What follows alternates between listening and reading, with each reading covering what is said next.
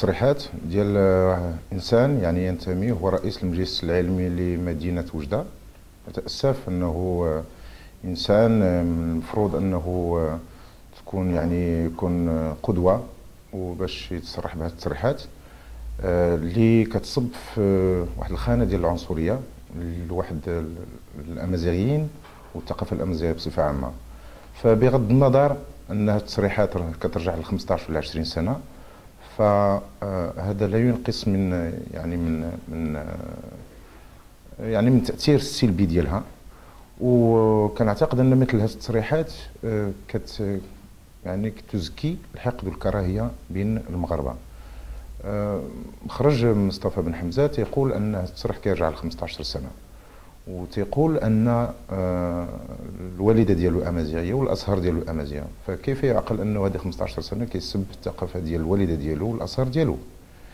وهاد التصريحات اللي خرجت في وسائل الاعلام، انتم كطالبوا بالرحيل ديال بن حمزه؟ حنا كنطالبوا بالرحيل ديالو، وفي الايام القادمه غيكونوا اعتصامات قدام المجلس العلمي لمدينه وجده تطالب من اجل الرحيل ديالو من هذا المنصب، لانه لا يعقل، لا يشرف مؤسسه المجلس العلمي ان ينتسب اليها، وكذلك انه يتوصل ب يعني اجره من وزاره الاوقاف من اموال دافعي الضرائب، وكذلك انه يتوصل باجره من القناه الثانيه. فكيف يعقل القناه الثانيه مثلا ان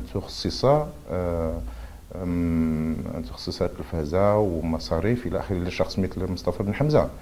فالتصريحات ديالو كما تبعتوا في وسائل الاعلام خاصه الالكترونيه داخل المغرب وخارجه تنديد بهذه الخرجات.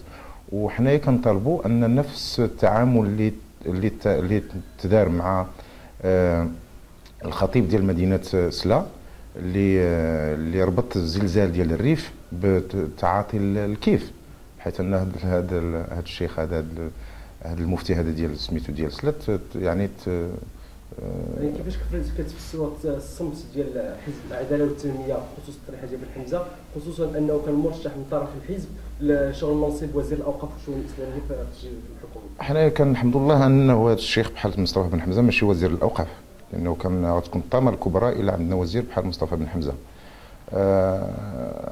لاحظنا مؤخرا مجموعه من الخرجات الاعلاميه ديال شيوخ السلفيه وخطباء الجمعه يثيرون حقد وكراهيه تجاه الامازيغ بصفه عامه.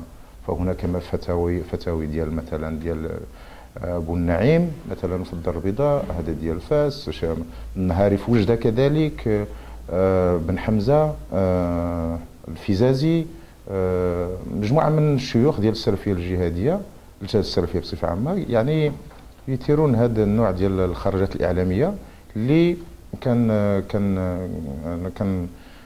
ممكن ان تثير الحقد والكراهيه، وممكن ان تفتح ابواب جهنم مستقبلا، لان